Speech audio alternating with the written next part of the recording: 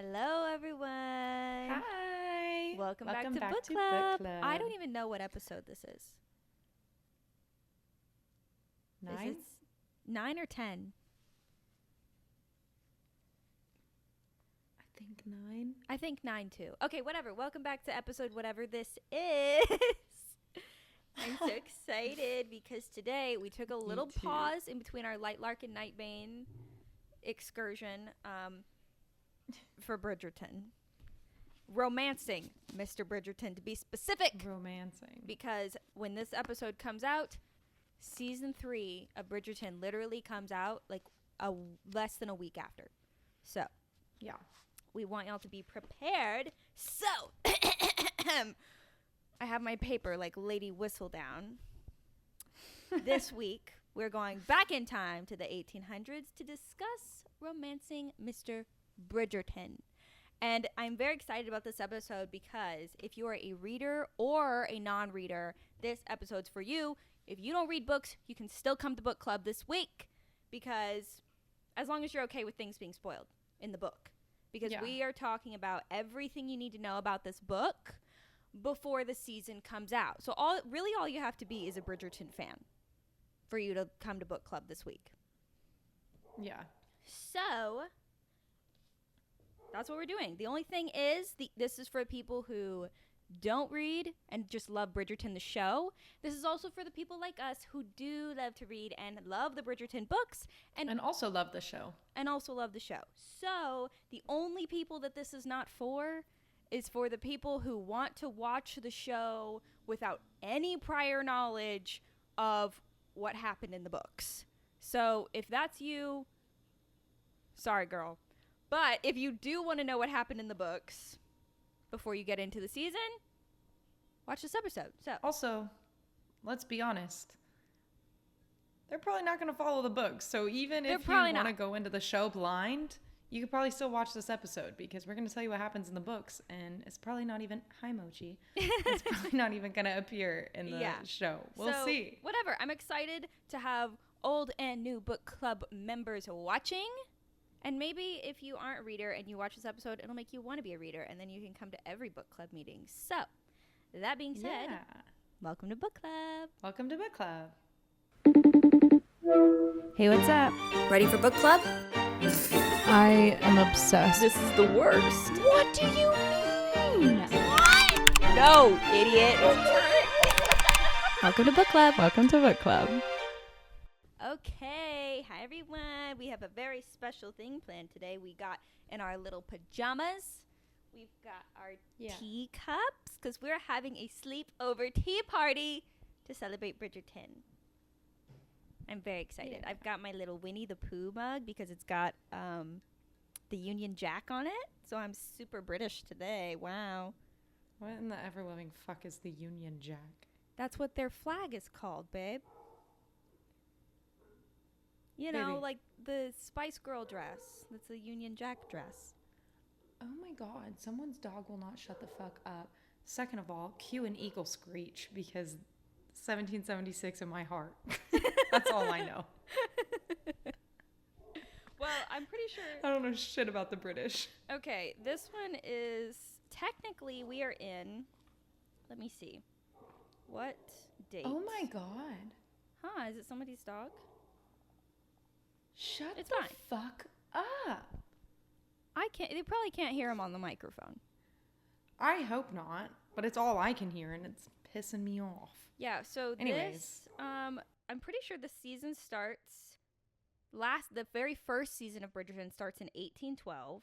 Second season takes place in 1813. But the first thing we're going to do, basically, okay, here's how the layout of this episode's going to go.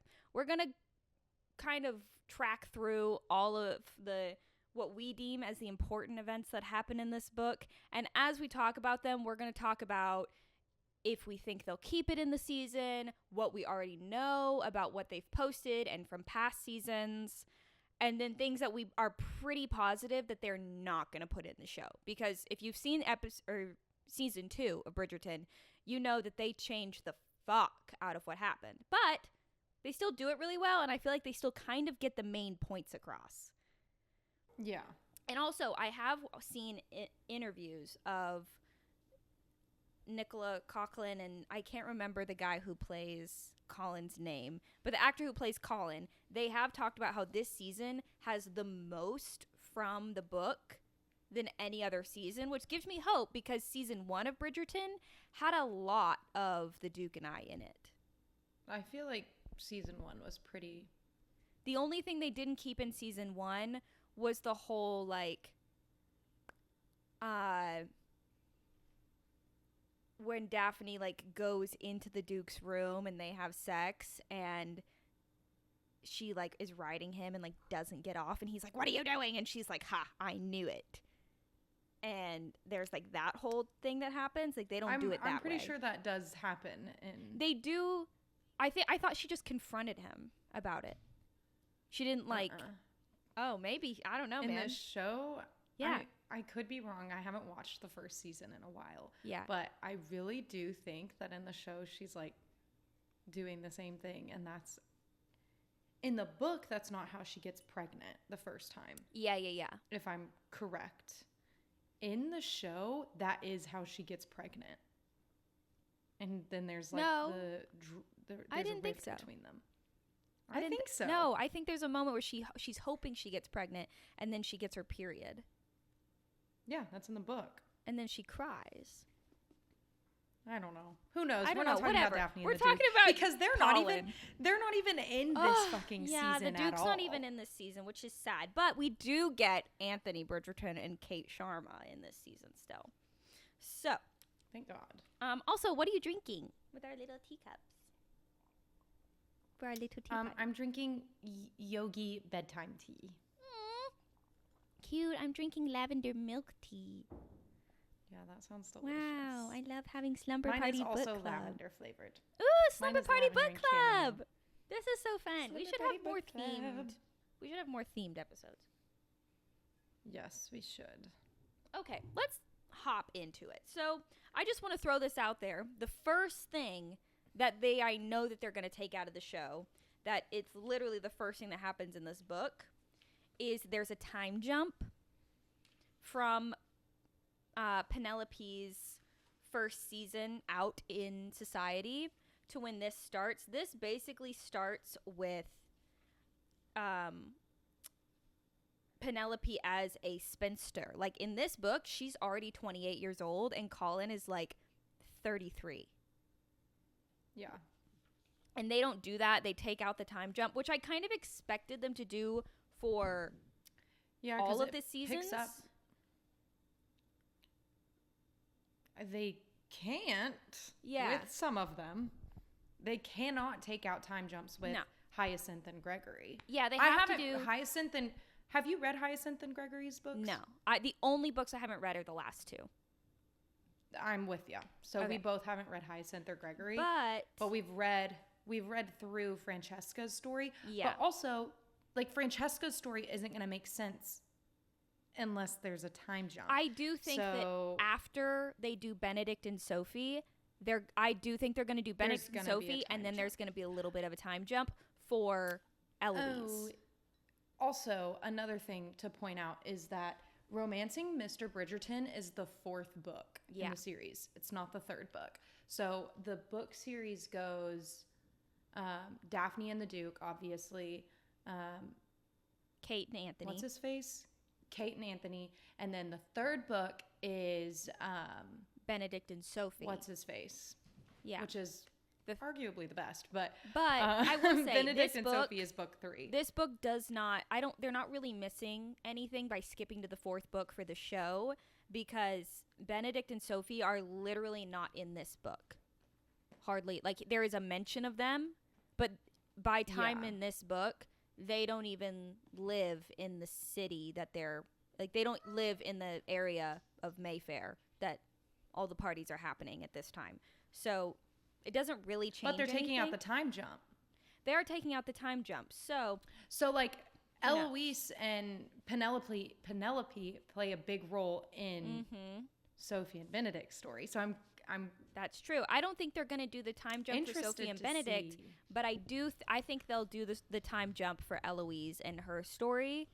I think she'll be a little bit older, and then by the time they get through that, it'll be okay for Francesca. Because it seems like, from what we've seen on Instagram and their social media, Bridgerton social media, they're starting Francesca's story in this season. Yeah. Because this is her first. We're not going to spoil anything from her book, but she does have a longer period of time that encompasses her story. So that's why I think they're starting it now. But let's get back on track. We're talking about Polin. So this is your classic unrequited love story. We've seen in the first 2 seasons of Bridgerton, Penelope's down bad for Colin Bridgerton. She loves him. She loves him so bad. And he is oblivious and dumb and just wants to travel, which tracks with this book. In this book, he does travel a lot. Minus the time jump, he's still traveling like this whole time. So that all is the same. But basically, also something too that they changed going into this book, Penelope and Eloise are still friends. So at the end of season 2, Eloise and... Are we talking about differences, or are we talking... I thought you were going to talk about the... Yeah, we're just going event by event, and then we'll go from there. That's like this. The very beginning of the book, the reason I'm bringing this up is because she's talking about going over to the house to see Eloise, and they're still friends. And that's just like a big thing where they ended off, and obviously they're going to bring that into season 3. And Penelope and Eloise in the books were never really not friends. No, they never have a rift. The whole whistle down reveal that happened in season 2, to where Eloise finds out that it's Penelope, doesn't happen in the book. The whistle down reveal, I think, plays a very big part in, well, not a huge part, but another thing, like, I think it plays a pivotal role in Colin and Penelope's story. But then it's literally like Whistledown is just like done and forgotten. She's just after gone. This book. And obviously, I don't think they're gonna do that in the show. I think Whistledown's gonna stay around. We'll get to that part because I did write some little speculations for that part when we get to that scene. So I only have 2 more things. Okay, actually, really just one more thing that I do have that I know for sure they leave in before we get into these big events is that Cressida, the bitch ass from seasons 1 and 2, who is a hop, skip, and a jump away from being the devil herself, is also the villain. She's still a fucking villain in the books. She's a villain in the show. We hate Cressida. She sucks. And I know she's going to have a bigger role in this season. And... didn't you say, I didn't see this clip, but there's a clip apparently of of Eloise and Cressida together? Yep, so in this show, whack. Eloise, it seems like from what we've seen on Instagram, it seems like Eloise and Cressida are friends-ish or frenemies. They're working together in some regard, and from the looks of Penelope, it looks like she just lost her best friend to the girl who is Penelope literally sees as her enemy, and that tracks in the book as well. Cressida is Penelope's like arch nemesis because she's an asshole to Penelope forever. Yeah, Cressida is a D1 fucking hater. Yeah. So my first little I don't have a ton of sticky notes, but the first event, and the reason that I put this as something that's important is because this is the first time, I'm sure they'll start off the season this way too. Colin has come back from traveling, wherever the hell he's been traveling at. He's come back, and Penelope hasn't seen him. And I think this little party, they're at a party, obviously, because it's the season. They're in the season of whatever the fuck. Social season? Getting married season? They just say they're in society. Season. It's their season. The season for what? Yeah. I don't know. For scandal. Season for scandal. Like dead ass, that's all that happens. Yeah, but they're at a party, and at this point, Penelope's over being a wallflower, eating an eclair, and the reason that I highlighted this, because I hope they keep this in, this is kind of the first time that Penelope sees Colin after him being traveling for a while, and she's chowing down on an eclair. And I want to say I saw Nicola Coughlan, the actress who plays Penelope, mentioned something in an interview that about this scene, so I feel like they keep it in, where she's eating an eclair at this party off in the corner and goes, and it says, "Good heavens," she moaned. "If sin could take a solid form, surely it would be a pastry, preferably one with chocolate." So she's like chowing down on this cream-filled eclair, which is like, I mean, it's not a good look. And she's like being like, "Oh, fuck, that's good." And Colin shows up behind her and he goes, "That good, eh?" And and she turns around and she's like, "Oh, fuck, Colin." And that's the first time that she really sees him. And I think that that's so funny. And I really hope that they keep that in because I think it would be hilarious. Yeah. Especially because it shows Colin being like jokey, like a jokester. And I like that. Well, I think I really feel like they're gonna. I feel like the past 2 seasons that we've had have really highlighted Colin and Benedict as characters. Mm-hmm.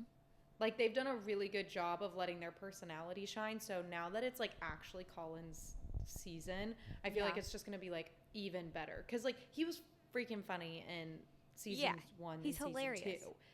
He's a funny guy. He's a funny dude. He is. And so I feel like now that it's his season, it's going to be even better. Oh, and also Nicola Coughlan is a hilarious actress.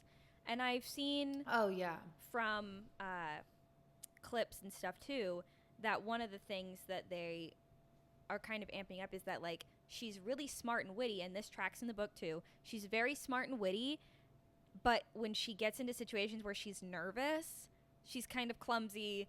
She's like kind of awkward and can't really show like the real her. Yeah.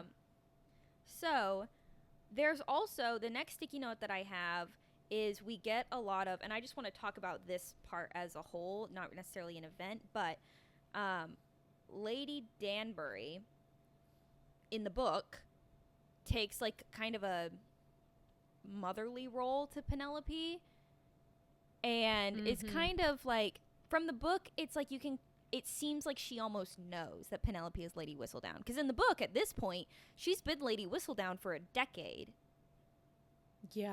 And so there's a lot of foreshadowing with Lady Danbury, and she also takes over this role of like she almost makes Penelope like her project. Which that part I do think is going to be different in the show, because it seems like from the trailers of the show that they almost give that role to Colin. Like Lady Danbury is in the book almost tries to help Penelope get married. Like she can tell that she really likes Colin, but her goal is to like let the rest of the ton see who Penelope really is so that somebody will want to marry her. And it almost seems like in the trailers that Colin takes on that role because they're giving this arc of him being like, well, I'm going to help you find a husband. Obviously, when Penelope wants him to be her husband, but whatever, they are adding that in the show. But that being said, I am hoping that they leave some of the Lady Danbury stuff in there, because in this book, there's a whole arc on everybody wants to find out who Lady Whistledown is, because Lady Danbury basically says, I'm going to give anybody who can unmask Lady Whistledown £1,000 or something? Pounds? Whatever the fuck they use for money. I mean, like now it's pounds, but whatever was they're it using different in the 1800s? Hell if I know. Could Is be. it pence? I don't know. Shinnies or shingles or give me give me some shinnies for my soup. Oh man. Shallots. I don't know. How are you feeling about Lady Danbury? Because I really love her character. I love Lady Danbury. And I think she's very sassy. I think she's hilarious. I think she's played a very important role. Did you watch Queen Charlotte? No, I should have though. I didn't either. Oh fuck! Really? I know some stuff about Lady Danbury being small, or like not small, but like younger. Yeah. I know she's in it. Because obviously, because her and the queen are besties. But I don't know. A part of it feels like it might be pivotal information. I'm not sure. Yeah, I don't know. I don't know either. But I do know that you need to see the first 2 seasons of Bridgerton to see Queen Charlotte. But I feel like they'll give some... Oh. Yeah, I know they'll give a little bit of info on... I'm sure they'll, like, drop some things alluding to Queen Charlotte in the season, but I don't think it's going to be make or break that you need to watch it. Yeah. But moving on, that was just one thing. I just hope that they leave some of the Lady Danbury stuff in there. And that in this book, Lady Danbury kind of takes over for Penelope and, like, helps her come out of her shell and, like, be confident. But the next thing that happens in the book is Penelope is over at the Bridgerton house. And she's waiting on Eloise, but nobody's there. So she's just in their little drawing room and alone. And she notices an open journal and goes to read it and finds out it's Colin's private journal that he had been keeping from his travels. And she goes to read it. And he runs in. He gets all mad at her, but he also gets embarrassed because he's like, it's his writing and nobody's ever read his writing before, but she like thinks it's really, really good. So they get in this argument and he shows his temper, which is a big thing throughout the book. Is she's like, I've never seen Colin have a temper. And even Colin in his inner monologue is like, I never have a temper. Why do I get a temper with fucking Penelope? And we get to see another side of Colin. And I wonder if they're going to keep that arc in there about him. His whole writing in his journal. His writing arc. His need to find like another purpose outside of being a Bridgerton brother. That's like his personal arc. Is that like Colin feels like he doesn't have a purpose and that everyone just sees him as another Bridgerton that's like interchangeable with his brothers. Yeah. And they also, I feel like they have to, because especially we know Penelope's Lady Whistledown. That is something that Colin and Penelope like kind of bond eventually. Once Colin finds out in the book that she's Lady Whistledown. It's something that kind of brings them together is the fact that they are both writers. Also, though, it's something that's it's something that's very pivotal for Colin in that he is literally like, I don't feel like I have a purpose, whatever. A lot of the reasons that he there's some rift between him and Penelope is that when he finds out about Lady Whistledown, he's almost jealous of her. And he is jealous of her. And he's jealous that she has something and he feels like he doesn't have anything, and it causes some issues there. So there's one of the reasons I hope they keep it in there is because there's a lot of like character development that comes from this for Colin specifically. Because honestly, in season 1, Colin was kind of a little bitch. That whole Marina arc. Oh my god. Which, if you're not a reader, that whole shit is not even in the book. That does not exist. She is in the book. She is in the book, but it's later on. In the books, Marina is the Bridgertons' cousin. And she's married to Sir Philip. Yeah. So, yeah. Marina was the worst character. She was the worst character. I honestly feel I hated Marina, or like looking back on it, I dislike Marina more than I dislike Cressida. Really? Hot take. I could not stand Marina's bitch ass. Who the fuck lies about being pregnant and then try? Well, back in the day, if she was found out that she was pregnant out of wedlock, she was going to get cast out of society. She wasn't even in society, really. Yeah. Oh my god. Like, so you tried, but it was making me so mad. Like, I'm going to trick him into, and then you have a baby 6 months in. And this is honest. And Colin was so sweet. He literally tells her, he's like, I wouldn't have cared, which I don't believe that. I think he would have. Men love to say they wouldn't care after the fact.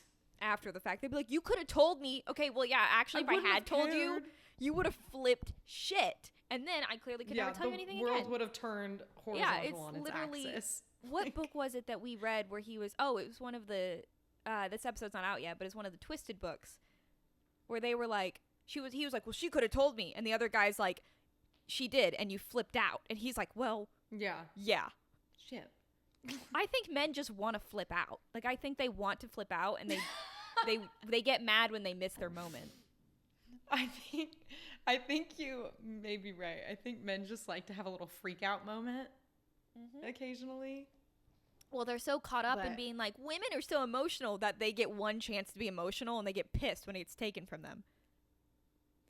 Deadass, just be emotional. Like, literally, get over yourself. Cry a little bit. For real. Fuck. No, deadass. Okay, well, jumping forward, next big event that happens is Penelope. So whatever, her and Colin get in their little argument, whatever. And then finally, randomly, Penelope gets this weird courage where she's like, Colin, will you kiss me? And he's like, excuse me, record scratch. What did you say? She's also 28 at this point, and like these women, I mean, they don't know shit. Like they don't even, they barely know what a vagina is. Like there's they literally don't even know. There is an entire I have a note for us to talk about this when we get there. An entire section where they're about to fuck and Colin has to give her the fucking birds and the bees talk mid-intercourse. Because she doesn't know anything. There's literally a part in season 1 where Eloise and Penelope are talking and they're talking about Marina. And Eloise is like, how does one get pregnant when they're not married? Did you know? And she's the smart one.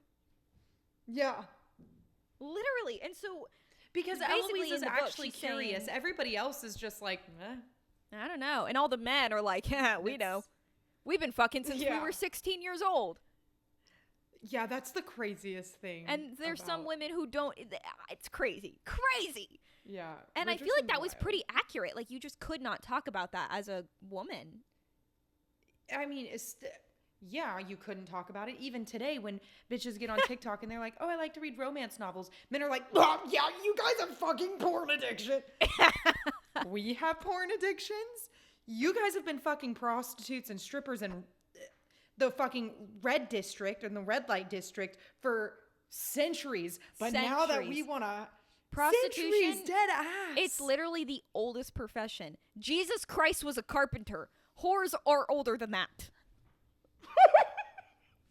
No, because dead ass. But we want to read about a nice man wanting to fuck his nice wife, and now we have a porn addiction. So yeah, they couldn't talk about it. We can barely talk about it today, and it's 24. Literally. Like, ridiculous. Yeah, and so Penelope gets really nervous, and she says, I'm 8 and 20, an old maid, and I've never been kissed. And so, of course, Colin, being the gentleman that he is, he kisses her, and it's big. It's important for Penelope, right? It's her first kiss. But there's a shift in Colin when he's kissing her that he's like, oh shit, dog. Penelope's kind of hot. Which I don't know. How do we feel about that? There's lots of moments in this book where Colin's like, wait, Penelope's kind of pretty. How didn't I notice that before? Because, like, for me, well, I don't know. Actually, I might be talking shit when I shouldn't be, because I was gonna say, how do we feel about him being like, I didn't notice you were pretty, but now that I'm looking at you, I guess you are. And it sounds kind of shitty for him to be like, maybe you are cool, and maybe I do like you. However, it's kind of giving my relationship a little bit. Dylan and I had an unrequited love thing for quite a while, except I was Colin. And Dylan was Penelope. And then one day I was like, you know what? Maybe you're onto something. All I'm thinking of is it recently went like kind of viral. They're this like really fucking odd odd couple. I don't know what other word to use other than odd. Odd couple on TikTok. Their names are Matt and Abby. You've probably seen it. I think they're like very Christian. And I don't know what you're talking about, girl. You have to send me that. I think I did. Good. But they have a podcast together, and she's like laughing, and he's like laughing, and she's like, "Yeah, it's so funny because at one point I didn't think you were attractive at all," and he goes, "Me either. I didn't think you were attractive at all." And now they're married with like a kid, I think. Huh. Quite frankly, if my husband said, "I didn't think you were attractive," I'd put a bullet through his skull and then through mine. Are you kidding me? I mean, I will say there was just times where like I didn't think about Dylan that way. There was never a time where I was like, "Oh yeah, I thought you were ugly." Yeah. Definitely not. Like there were times where I was like, "Oh," like whenever we were older, like we didn't start dating until we were 18, but I'd known him since he was 11. Nobody's attractive when they're 11. You're fucking 11. Yeah. You're all ugly. And I knew I was ugly at 11 too. Whatever. But I don't know. It feels like you're reading it and like there is a part of me that's like, come on, Colin, get it the fuck together. But also there's a little bit there's a little bit of that that's kind of realistic where he was like, oh, like he just didn't think about her that way. Nah, Colin was a Penelope hater. He was not a hater. Not because a hater. The thing is, but the big thing that does happen that tracks in the book is the whole I would never court Penelope Featherington. Yeah. It happens in the end of, or no, it happens in book 2. They just never talk about it in book 3, whatever. But the difference is, at the time in book 2, Penelope confronts him right then and there and says, "I never asked you to marry me." And I don't recall ever telling anybody else that I wanted you to marry me. I wanted you to. Yeah. Yeah, and so big baller move. Big on baller Penelope. move. We have that scene in the episode. We've seen it in the trailer, so we do know that it happens. And the thing is there's no time jump, so it kind of makes up for the fact that we don't get the immediate confrontation. The only time jump there is it's been like 6 months from the last season or whatever. Yeah. But the next thing that happens is, so Penelope and Colin get into a little spat later on. So we know Penelope is Lady Whistledown. Colin doesn't. So Colin goes to Penelope and complains to her that he's like, well, the only thing anyone's ever going to know about me is that of whatever Lady Whistledown has said. And all Lady Whistledown has ever said about me is nice things and that I'm charming and cute. And Penelope's sitting there as Lady Whistledown, who's literally like the laughingstock of the ton, and is literally like, you're fucking complaining to me because everyone loves you? Because I'm everyone so likes you? Fucking sorry. Which, like, I'm not someone, that's not true. But whatever. I don't want to diminish somebody's issues.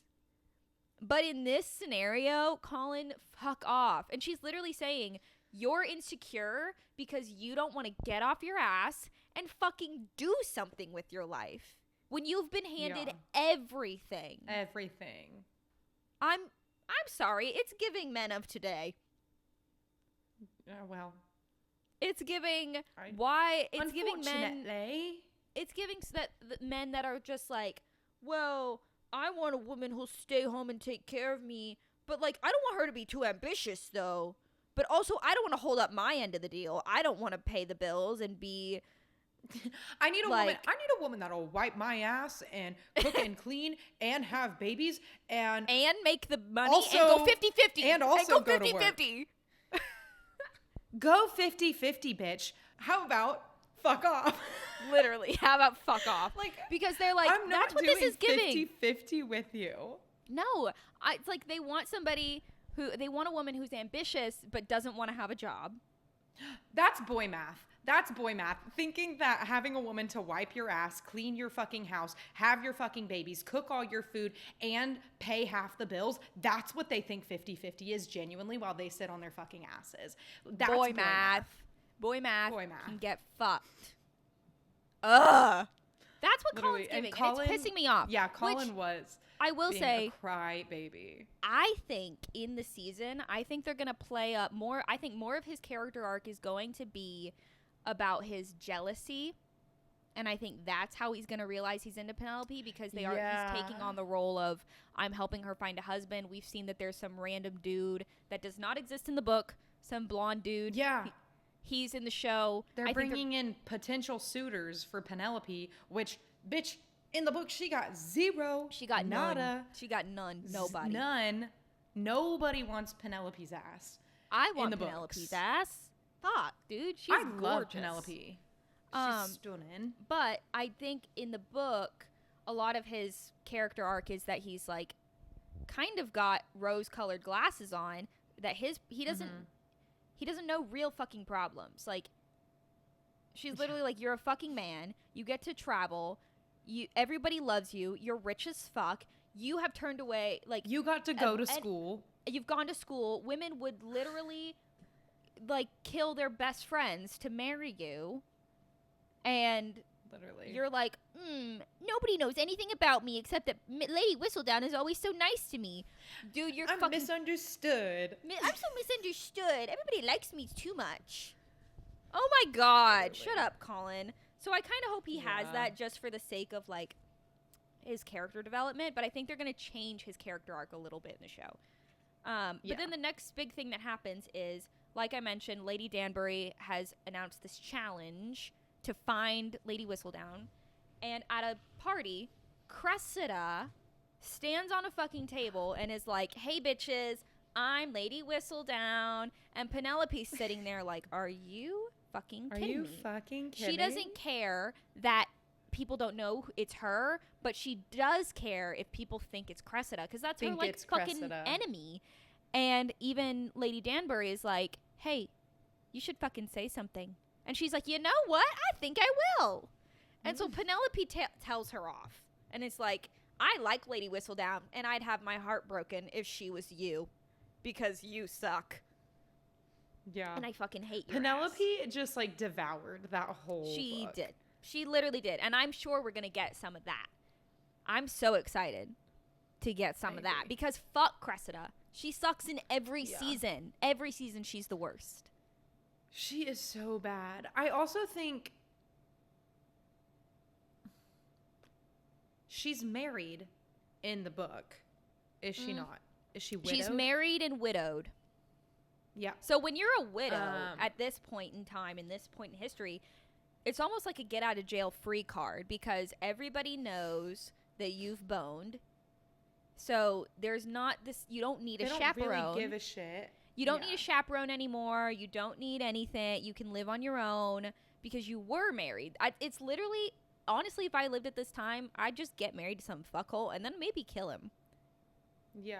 Me and Brian were literally talking about that in the car the other day, because I was like, yeah, like, in the olden days, women didn't, I mean, we barely have autonomy over our own bodies now, but, like, they definitely didn't back then, and husbands could ask a doctor to basically, like, write a prescription for a fucking lobotomy for their wife. So, like, if you were talking too much, if you were, like, speaking out of line, your husband could literally be like, lobotomize that bitch, because I've had enough of her shit.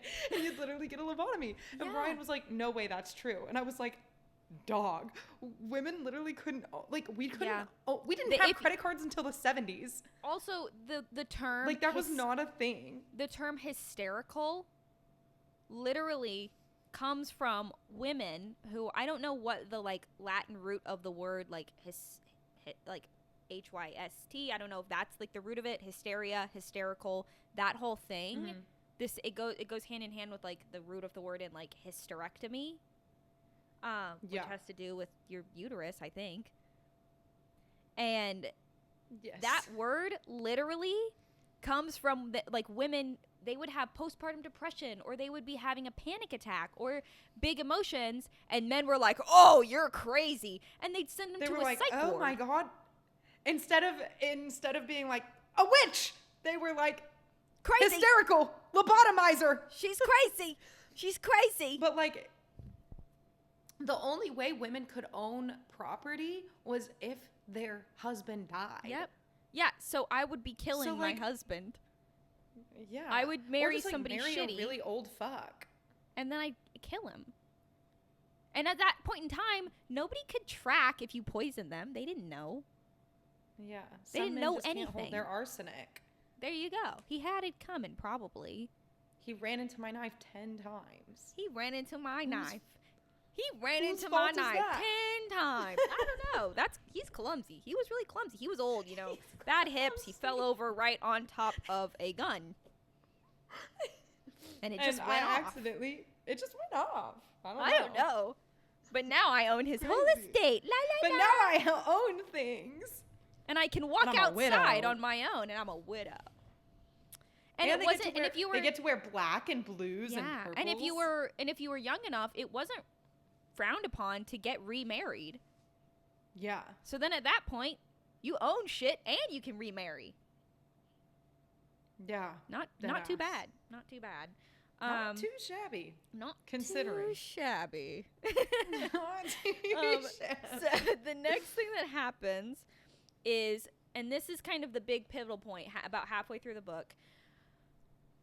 Colin and Penelope got in that little argument and haven't really talked since. And so he's on his way to Penelope's house to apologize. While he's there, he sees Penelope sneaking away in an unmarked carriage. So if you're a family in society of the ton, all your carriages have like your family's fucking crest on them. And so it's like everybody knows which car is yours. It's like having a customized license plate. Mm-hmm. And he's like, hey, she's going in like a fucking rental car. Where is she going? And he follows her. He follows her in his little carriage, basically to the fucking slums. To like the city of London is where like the slums are. Where the poor people are, the working class. These people are not working class. They go to parties for a living. And so they go to London in the city, which is where everybody is like, you know, living in the streets, selling bread for 6 pence, whatever. Throwing their shit buckets in the street. So it's gross. And he follows her all the way, and this whole time he's getting pissed. And he's like, where the fuck is she going? Well, she's going to drop off an emergency little Lady Whistledown thing. Because previously she's been like, I'm retired. I don't want to be Lady Whistledown anymore. Decides to go back for one more post after Cressida tried to take credit. So she's out there. She's trying to meet up at her secret place for an emergency post with her Lady Whistledown shit. Colin finds out, and she's like, ah, shit. And so then they end up back in the carriage together because her rental carriage has driven away. So she's stranded in the slums. And they get in the carriage. And he's like, basically like, fucking explain. What are you doing? And she's like, well, I'm Lady Whistledown. Surprise! And he's like, okay. He's honestly more pissed that she went to the slums alone. Because, like, she could have gotten killed. Or worse. Would you pick a bear or a man in the woods? A bear anytime. Because there's worse things than death. If you ever see me fighting in the forest with a grizzly bear, help the bear. If you ever see me fighting in the forest with a man, shoot me. Yes. Literally. The fate will be better unalived than with a man. And that's kind of what Colin's getting at here, is there's worse things than death when it comes to being alone with a man. Mm-hmm. And if you can't understand that, I don't know, get some perspective, psycho. Yeah, also good for you. Good for you, because I'm picking the bear. I'm picking the bear any day. You've never had to experience that. But a bear isn't going to start acting weird the second they realize there's no audience. Yeah. A bear either wants to kill me or they don't. Easy peasy. I'll take it. Whatever. Give me the bear. Honestly, I'll probably befriend that Give me the bear. No, for real. That's what I'm saying. I'd turn into Snow fucking White. Oh, yeah, that too. And then we're besties. I'll just sing at it. So, whatever. They're arguing in this whole thing, and then something fucking happens. I don't know how it starts, actually. But at some point in the carriage, they're arguing, and then they start kissing.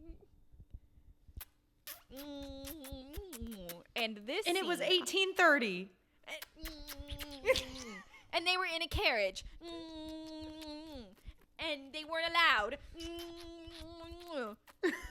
There you go.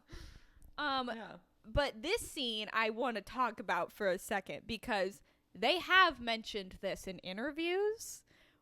Filming this scene, it is in the show. We know it's in the show because the actors have talked about basically, I don't know if you've seen this clip where they're doing an interview and Nicola Coughlan is basically saying, well, we were in the carriage and all the cameramen were outside the carriage, right? And they're going to town. They were very comfortable with each other, so they were very like, hey, let's go with this. I know what you're cool with. You know what I'm cool with. It wasn't super scripted. A lot of intimacy scenes are very scripted. And they were basically saying, like, we kind of just went with it. And the director had called cut. And they couldn't hear the director. And so they're just going. And all the cameramen are like, hey. And the director had to come over to the carriage and be like, hey, what are you doing? So I am so ready to see that scene because I know it's going to go crazy. I can't wait. That's wild. I can't wait. I feel like it's going to go insane. They have crazy chemistry. Yeah. I love them. Even just in their interviews, the way that they like look at each other and I did see another thing. I saw another interview where they're talking about the first kiss scene. So I'm sure that's in there. Where they're talking about how they were like, oh, that was one of the first scenes we got to see back. And it was such a big deal because we were like, oh, this has to work. Everything's riding on this one kiss. Yeah. And she was like, and they were like, oh, how was it doing that in front of the crew? Because like I said, intimacy scenes are very scripted. They're in front of an audience, basically, the whole camera crew. It can be awkward. And she says that they did a practice kiss. Without and like basically on their fucking own. I know. Which basically just means, yeah, we just kind of made out on our own. That's crazy. Yeah. Oh my God. I'm so glad Dylan's not an actor. How are they not texting each other? What are we? That literally. So what is this? What is this? You and me. You expect me to believe this is coworkers? We're just friends? No. They're coworkers? And they were coworkers. And she was his work wife. Don't ever say that term to me, ever. Ever. If Brian came home or you went to like an event and there was a woman there and she was like, oh, hi, I'm his work wife. Tell me you wouldn't rock her shit. Honey, you know how I'd react. And it would literally be like, I would get arrested for domestic terrorism because I would go insane. I would lose my ever-loving shit. Also saying like there would be no bail set. You'd be like, oh, hey, my best friend got arrested. I need to bail her out. They'd be like, oh, that bitch? Oh, no. You can't bail can't. out. You can't bail somebody out for murder. You can't bail somebody out for murder, honey. You literally can bail people out for murder. I don't know anything about the judicial system. I'm pretty sure. I think we should bring back public execution. I think we've said that in a podcast before. Well, I stand by it. I agree. And public humiliation. Bring back bullying. Actually, sorry. I shouldn't say that on the internet. No, sometimes we should. Sometimes I think people should be bullied. Not like too bad, but like every now and then I'll come across a person and I'm like, you've never been bullied, have you? And, you know, they could use a little. Yeah. They could use a little, hey, shut the fuck up. Yeah. One of those. But I literally just marked, let's see, all of chapters 12 through 14 is the carriage, the Lady Whistledown reveal, and then, so they're getting it on in the carriage, and then it stops outside Penelope's house, because they were doing this on the way back to Mayfair. And this is something I hope they keep in the show, because something they say about this season is that it's the most romantic of all the seasons, and it's called Romancing Mr. Bridgerton. It's supposed to be something that I think, obviously, the like fuck around in the carriage is like not super romantic, but like kind of is. But he basically proposes to her afterwards as she's like getting out of the carriage, and he literally says, hold on, let me go back to try and find it, because I want to read this. I literally wrote it down because I was like, oh my god, I fucking love this shit. I thought it was so cute. These chapters are 1,000,000 years long. I found it. It's on page 249. They're stepping out, and she, basically he comes out, and she's like, oh, do I look presentable? Whatever. And he's going inside with her, and she literally looks at him and is like, wait, you're coming in as well? And it says he looked at her as if she'd suddenly gone daft. Of course.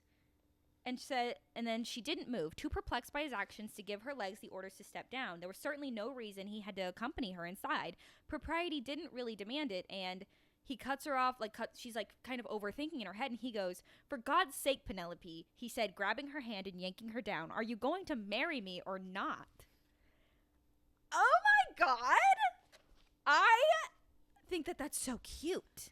I literally wrote, I hope that they keep that in there, because it is the most, something about that, the way that he's like, duh, Penelope, I'm gonna fucking marry you. Are you gonna fucking marry me back? Yeah. And she's literally like, oh, and he's like, of course, like, it's something that's like so simple for him. And it's not out of obligation. Like, she's a spinster. Like, it wouldn't affect him really if he just kind of left her high and dry. But he was like, Penelope, are you gonna marry me or not? And she's like, skirt, record scratch. And then he goes inside and he fucking tells off her mother, because her mother's being a bitch ass.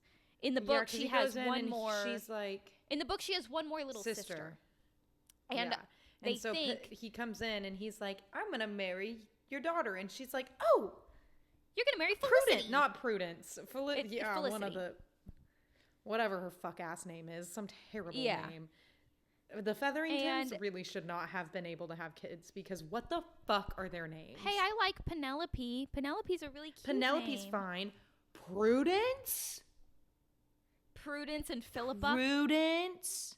That's the most. And you know what? Philippa? If somebody came up to me and said, "My name's Philippa," I'd be like, "Okay, yeah, you're British. That's the most British fucking name I've ever heard." Philippa. Prudence and Philippa. Shut the fuck up and go eat your beans on toast in the corner. Yeah, no, put that shit away. Disgusting. It's like beanie weenies, literally on toast. Beanie weenies. Beanie weenies. That's every British person in the morning. They wake up, they get out of their little bed, and they're like, oh, "Can I have a crumpet and some beanie weenies?" Is beans and toast a breakfast meal? Yes. Yes. And it's not even like fancy toast. It's like white bread toasted with some beans on it. That is what kind of beans? Like canned baked beans. Baked beans. I think so, yeah. They have the audacity to shit on Americans for, I'm sorry that we're loud. You're eating beans on toast. You're eating beans on toast, and name one war that you've won, please.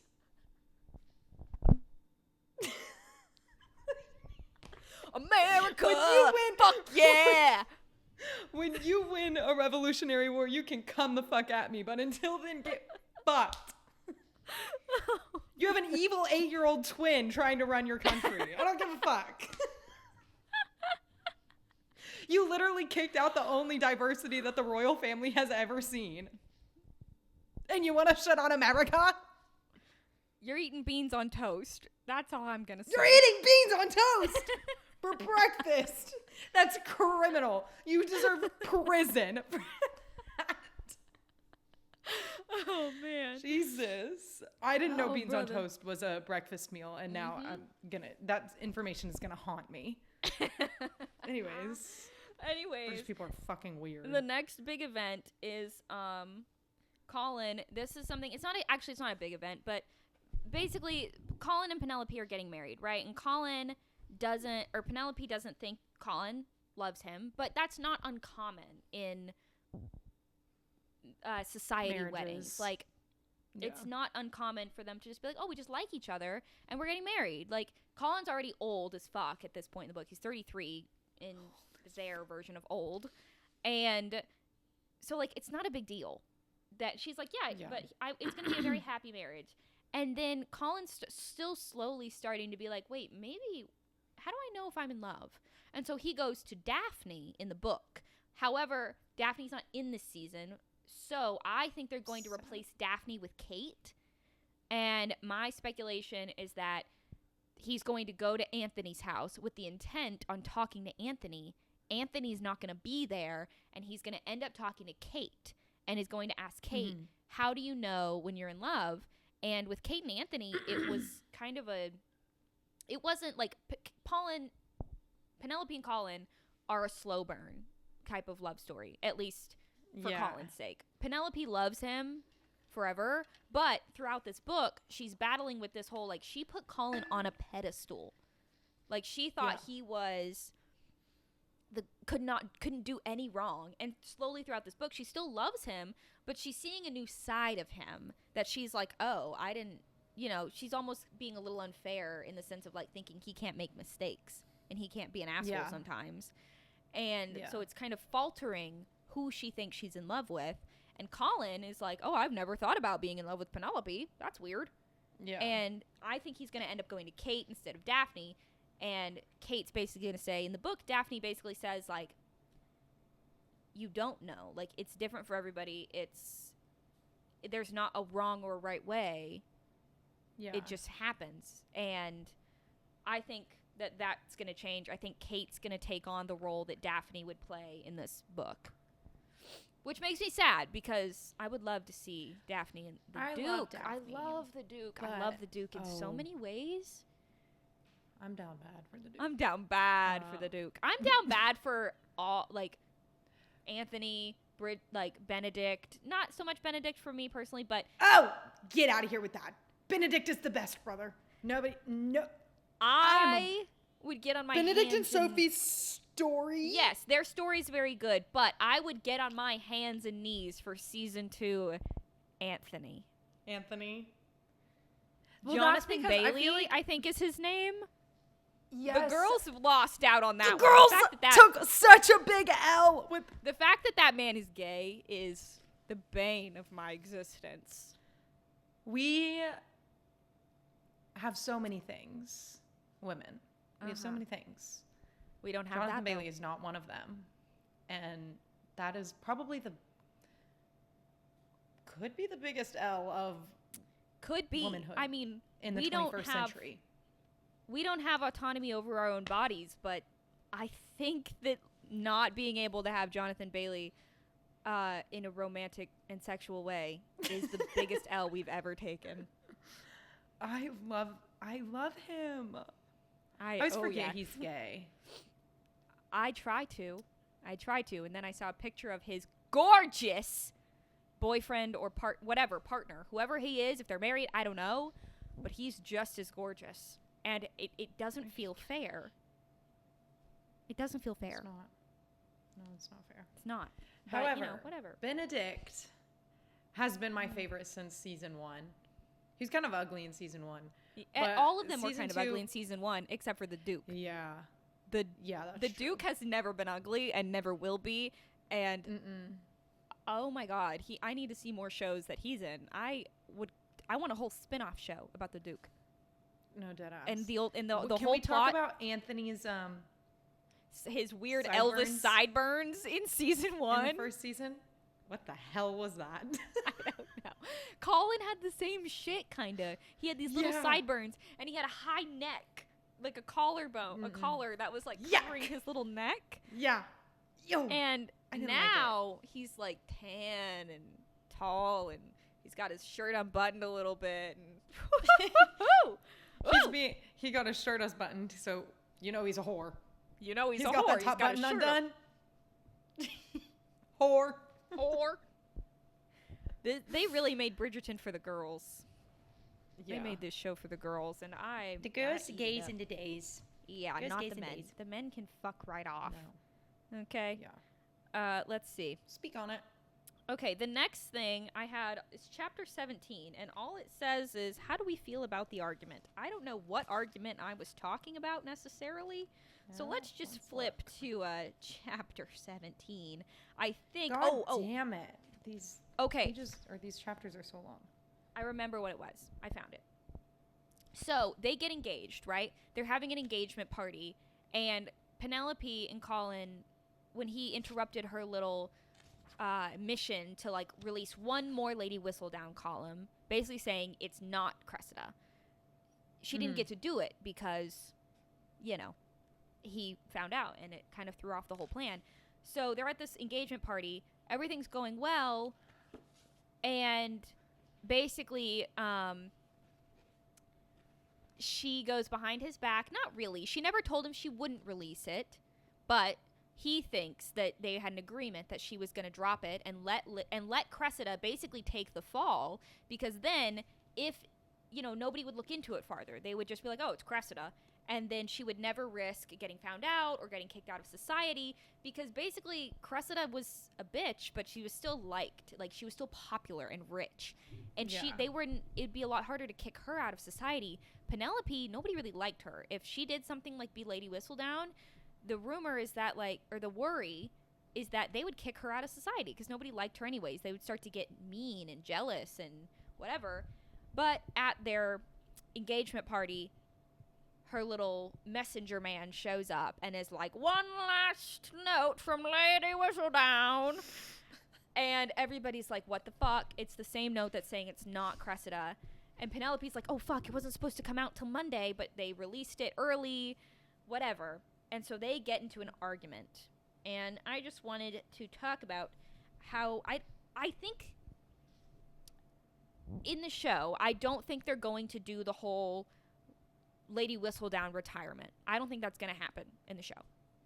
What I do think they're going to do is, I think there's going to be a lot more speculation of who it is or whatever. And I do think Colin's going to find out. Because for them to get married, I think Colin has to know. I think Colin has to know. And I think he's going, I feel like the way they're going to kind of change this is they're going to Colin's going to want her to stop. And she's going to release another column. Maybe the Cressida thing will happen. Who knows? Like, I don't know. But regardless, the thing's going to come out and they're going to get into an argument about how, you know, Penelope might be found out, or they're going to get married now. She's going to be a Bridgerton now and want her to stop this.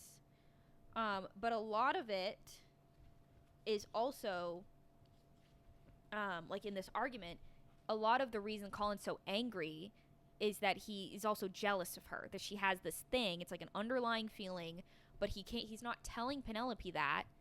And so Penelope just thinks, oh, you're just ashamed of me for the one thing I'm proud of that I've done in my life. You're ashamed of. And so it causes this like underlying rift. And I think they might put that in there somehow, because I feel like it's a really big issue for them. And I feel like if they take it out, it's going to take away a lot of Colin's character growth. I think so too. And also I feel like the whole Penelope feeling like Colin is ashamed of her is a also like very relevant thing that needs multiple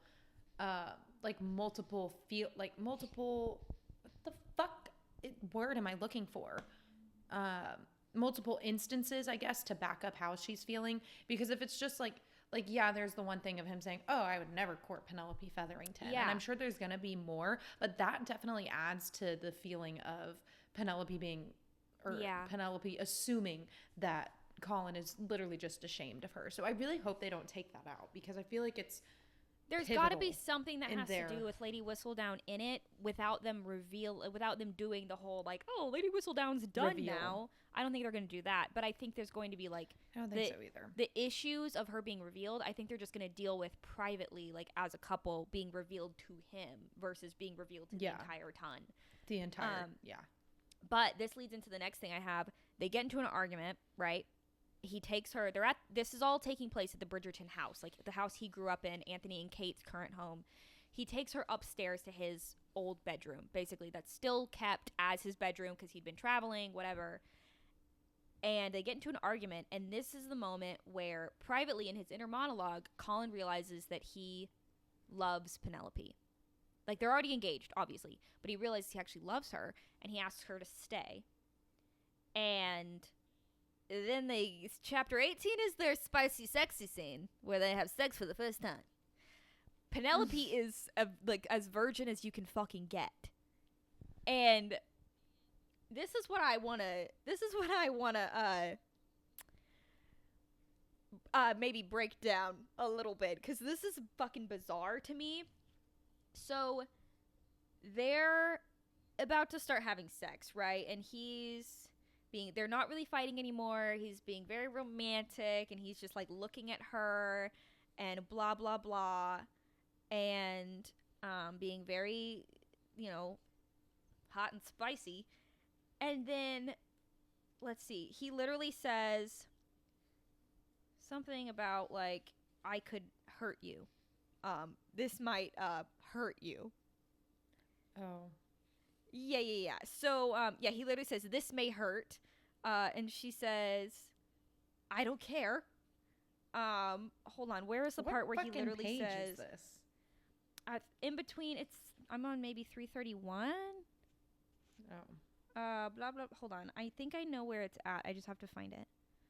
That made no sense. I think I know where it's at. I just have to find it.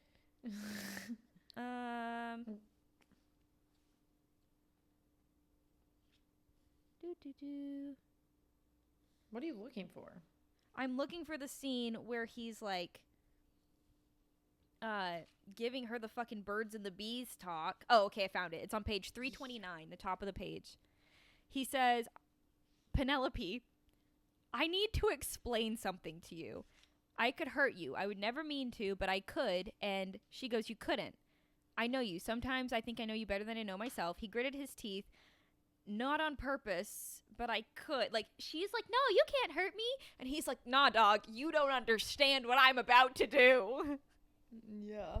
And something about, I'm literally like, oh my God, he knows everything. And she thinks that, like, this happens in season 1 too, with the Duke and Daphne.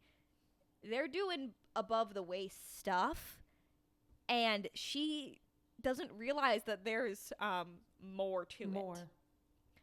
Like, she doesn't know how a baby's made. And she says in here, all her mother told her was to, like, lay down and let a man do what he needs to do and then move on. Which obviously is not what they do in this show. It's not what they do in these books. But, for a lot of people at this time, that was what happened. Yeah. And so the fact that he's literally like, listen, I'm about to do this thing, Can you imagine being in that position and being like, whoa, what are you doing?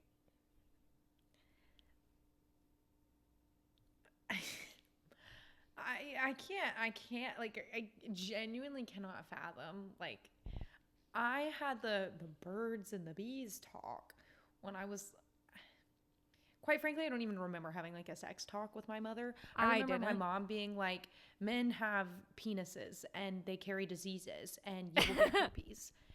And I was 10 years old when I found out what herpes was. So, like, I was just, like, kind of traumatized, knowing that men had dicks. Hated it.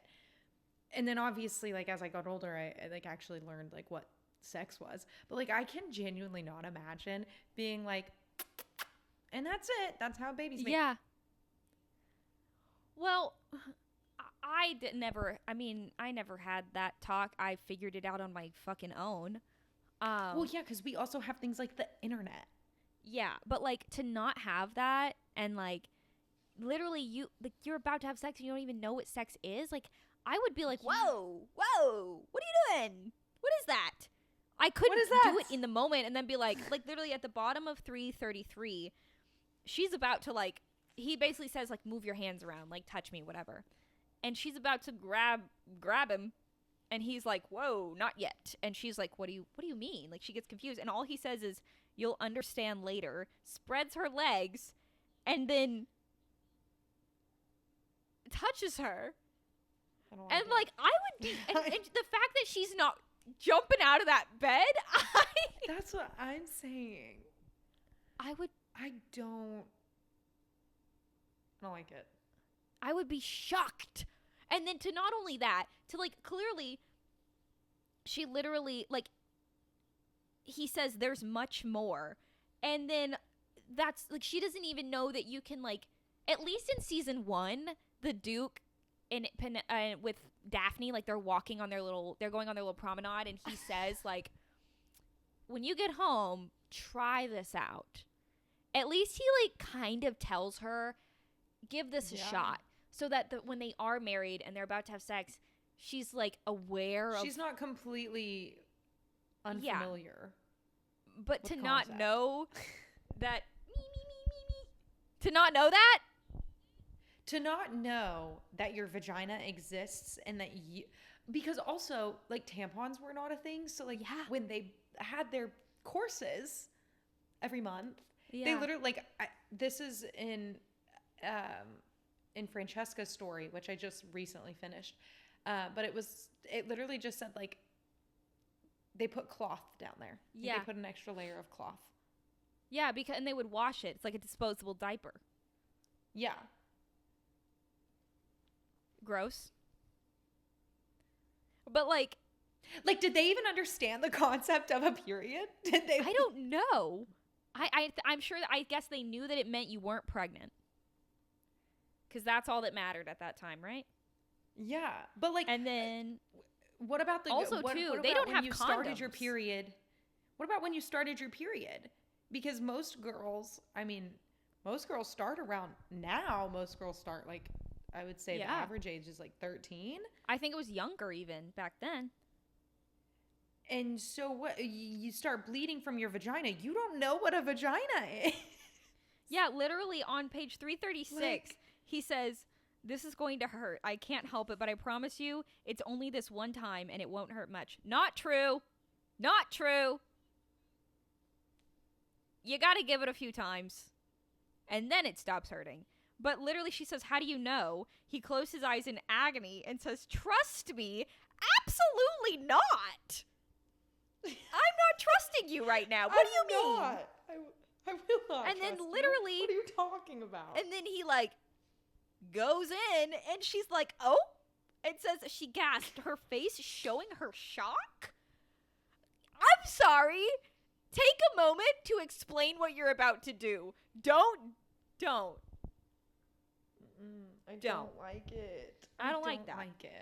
I don't like that. That's why I think I like Francesca's story. I really enjoyed Francesca's story. Again, we're not going to spoil anything, but it is... Yeah, I'm not going to say anything more than that. There's more. She has more knowledge in that story. Yeah, and so it's much easier to read, like, as a woman. Yeah. Because genuinely, sometimes reading this, I'm like, oh my God. Yeah. Like, I get secondhand embarrassment. I know. I'm like, oh my God. I'm like, the thing is they didn't make it embarrassing in the show, so I'm hoping that the way that they write this scene, I'm sure they will make it do well. I'm assuming in season 2, they didn't really have this issue in season 2 because, yes, Kate was a virgin, but she was older. In the show, Kate was considered like a spinster, even though she was only like 21 or 22.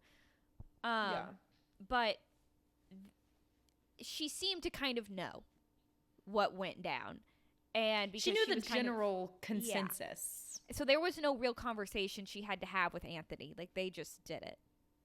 Yeah. All she knew she was a virgin, but she also knew how it worked a little bit. And Daphne and Penelope don't know how it works. Same with Sophie.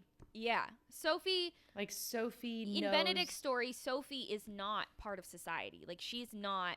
Yeah. She doesn't live in Mayfair. She doesn't go to these parties. Like, she's not considered, like, of the ton. So she's allowed to have knowledge about things. So, like, yeah, if you live in the slums, if you live in the countryside, or you live in the city, or you're of the working class, you know things. Which is why they're like, oh my God, you're a heathen. Shut up. At least I know what a fucking pussy is. Yeah, at least I know how to use a penis. Well, maybe not. Far, but at least I know what it is. Yeah. Well, I don't know. They know what it is. They had a lot of prostitutes. Anthony had a lady on the side before Kate. Anthony in season 1. Anthony had a lady. She was an opera singer. She was an entertainer.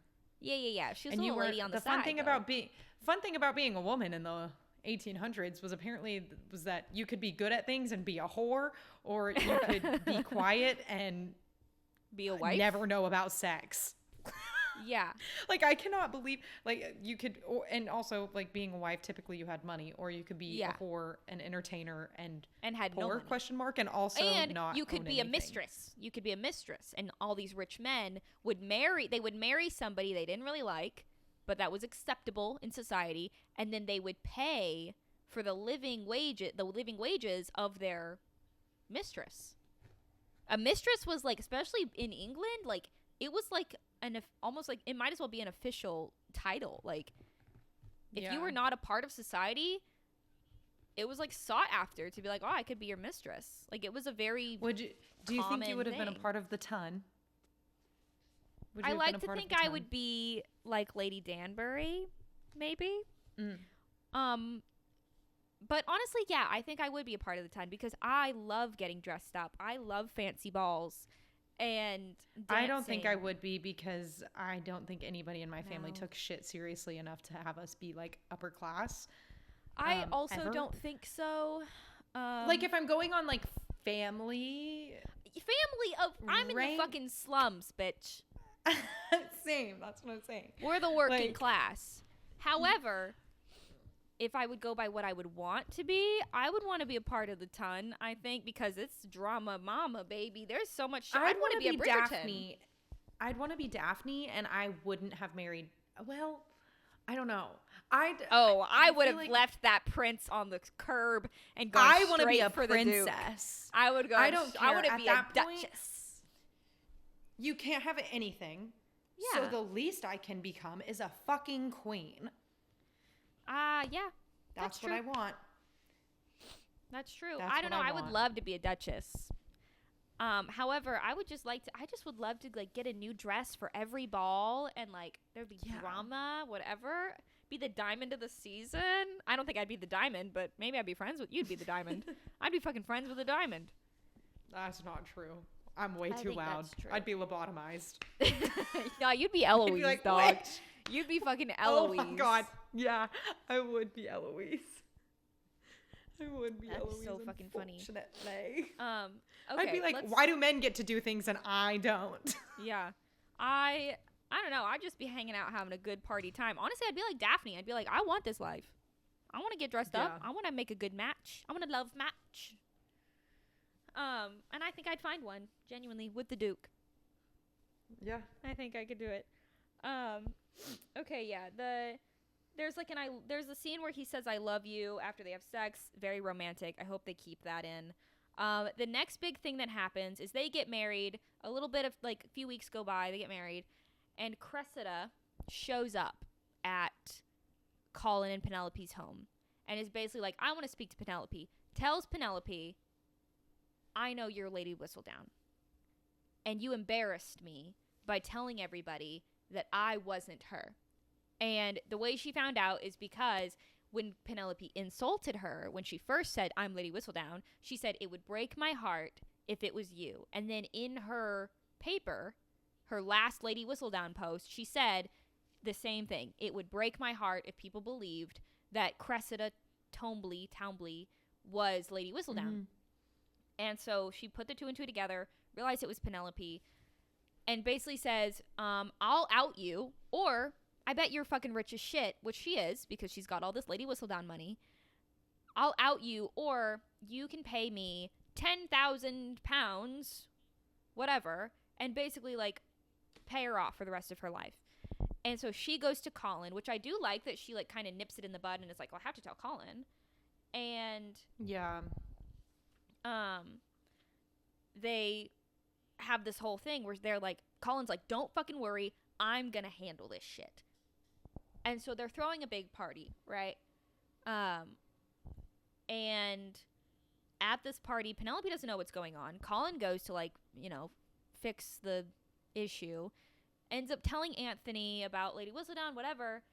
And this is the part that I can't imagine. I don't think they're going to keep this in the show. The way that they solve the issue is they reveal to the entire ton that Penelope is Lady Whistledown. At a party. Like at a party. And Colin does it in, like, a very grand gesture. He does it in a way that's, like, makes a toast. That shows Penelope he's not ashamed of her. Eventually, earlier in the book, they do have a heart-to-heart about Colin's journals and stuff, where he says, like, I'm never ashamed of you. I'm proud of you. I think it's so cool that you've done this. I'm jealous that you have this thing.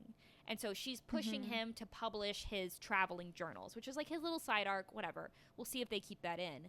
But they reveal that she's Lady Whistledown, and Lady Danbury starts clapping and whatever, and it becomes this whole thing. And then that's kind of what happens. Like, that's kind of where the book ends. It's kind of like where it ends. And Eloise runs off, and then... And it leads into Eloise's story. Yeah. Yeah. Like, the epilogue for the first and second epilogue of this book is kind of about Eloise. And, like, Penelope telling Eloise that she's Lady Whistledown, which obviously we know is different in the show because she already knows. And so I don't think I'm really curious keep that part to see. I don't think so either. If they do, it's going to have to be way later in the seasons because we know that Francesca gets talked about a lot with it by Lady Whistledown.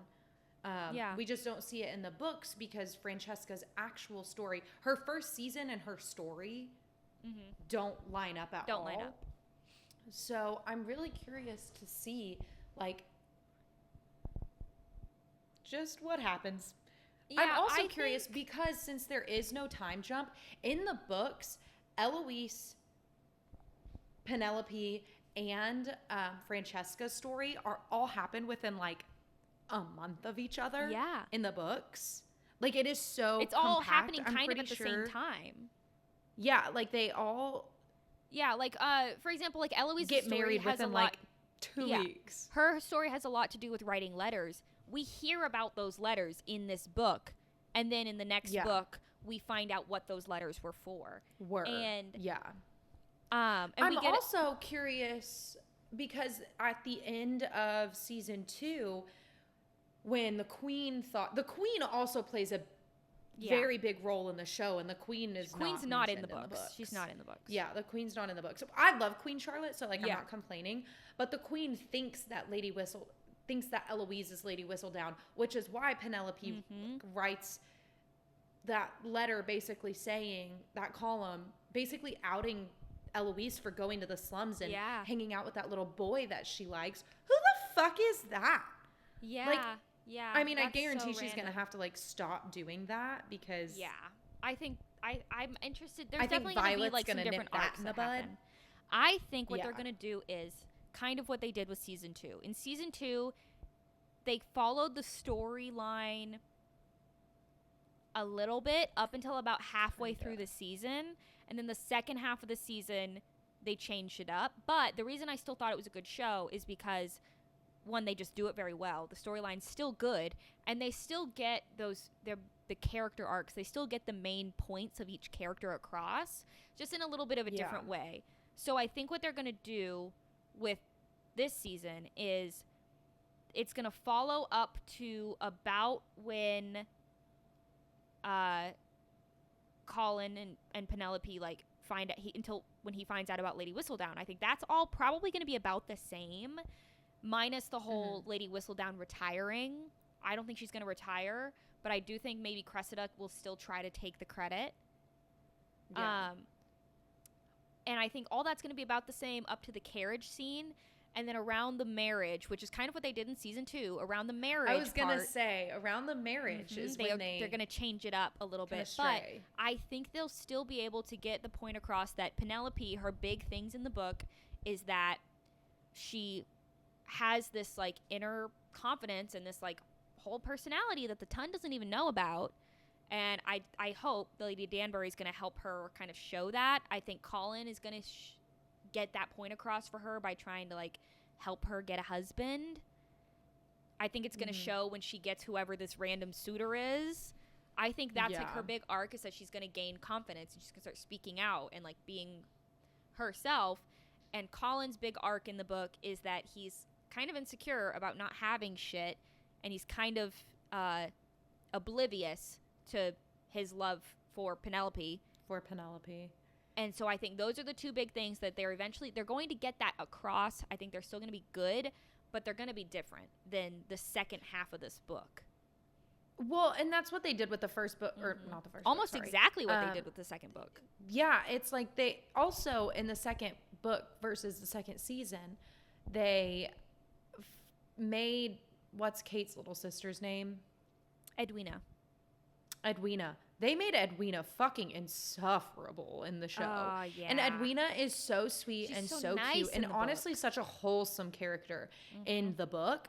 And they really played up Edwina, and also, like, quite frankly, fucking sick that Edwina and the Viscount were like even contemplating getting married. That's disgusting to me. That doesn't happen. I know that was like so normal. But that was so normal for the age gap. But like, side note, I hated that. Well, actually, I didn't care about it for the age gap. I was like, oh, that's your sister, dog. Weird. But you're touchier to age gaps than I am. I just don't like age gaps. They're fucking weird to me. I don't care that much. But also, I think that's because I feel like it really might have to do with the fact that my parents are so young. So like, when I see older people, and like if someone my age were to point at a 30-some-year-old person and be like, they're attractive, I'd be like, yuck! They're basically my parents' age. Yeah. I can't. All of my family married somebody very close in age to them, but then my dad, when he remarried, my stepmom was like 10 years younger than him. She was 26 and he was like 30-something. Yeah. And so, and again, like in the 1800s, in this time, it literally was like so normal for like a 35-year-old man to marry a 19-year-old girl. Like that was very normal. Yeah, because you were literally seen as if you were out in society, you were seen as a woman. You might as well have been a woman. You were a woman. You were a woman. So it wasn't like, whereas now a 17-year-old girl is not a woman. A 21-year-old girl is not arguably like not a woman. I mean, they're women, but they're not technically. They're not women, but they're still children. You still have a lot of growth. Yeah, you're still young. Do. But like the second book, I would say, like they get married like halfway through, and then there's like still and then they change that it, much and then they left. change it. That's exactly what happens. So I feel like the seasons end with like, oh, they got married. Because that's exactly how it ended. Like, there was so much drama leading up to their marriage, and then they got married and things were good. So I feel like that's really what they're going to do, is they're going to hype up all the drama, and then it'll end with them, like, getting married. Because that's what they've seemed to do. Yeah, I agree. I think with the others. Potentially they could do a quicker wedding in this season, but the aftermath is still going to be different possibly. And obviously there's going to be some type of arc with Eloise and Cressida and Eloise and Penelope. I hope if by the end of this season, Eloise and Penelope are not friends again, I'm going to riot. I'm going to be upset.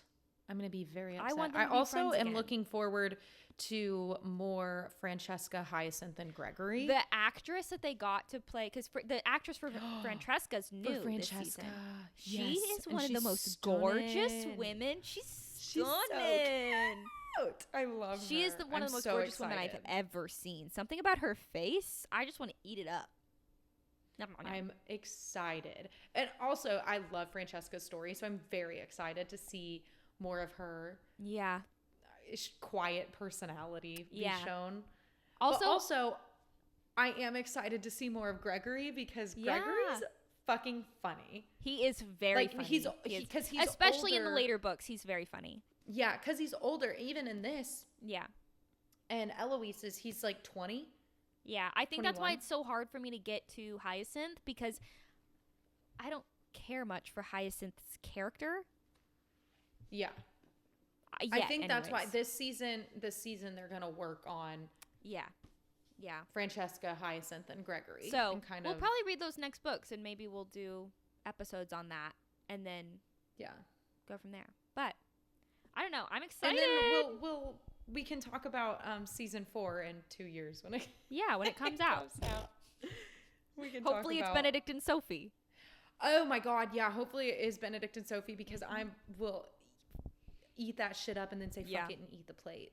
I love Benedict and Sophie. But I might be delusional, but I want the actor and actress for Colin and Penelope. I want them to get married. I think they're in love. I know that Nicola Coughlan is like older than him, but I don't care. I want them to get married and fall in love. Yeah, she's like 30, 37, 38. No, she's not. She doesn't look it, does she? That's like one of the craziest things on the internet. People being like, no way is she that old.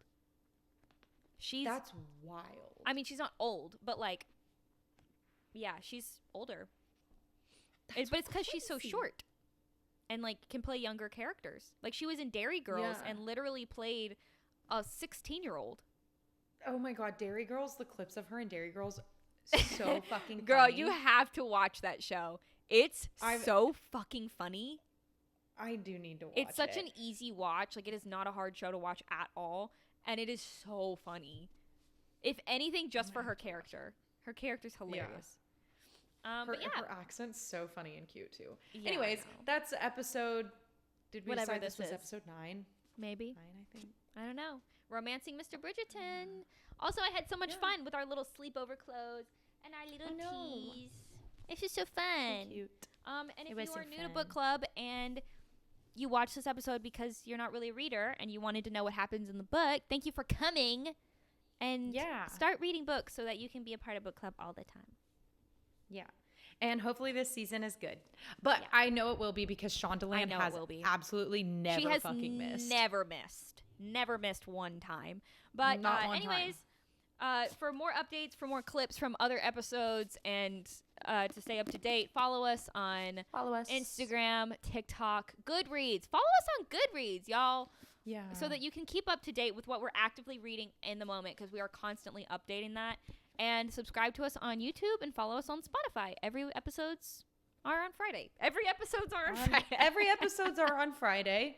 And next week, every episode are on Friday will be Night Bane. Yeah, we're going back to the Lightlock series next week. So exciting. Stay tuned for that one. All right, guys. Yeah. Thanks for coming. Sweet dreams, because it's Sweet nighttime dreams. now. It's nighttime, baby. Bye. All right. Bye.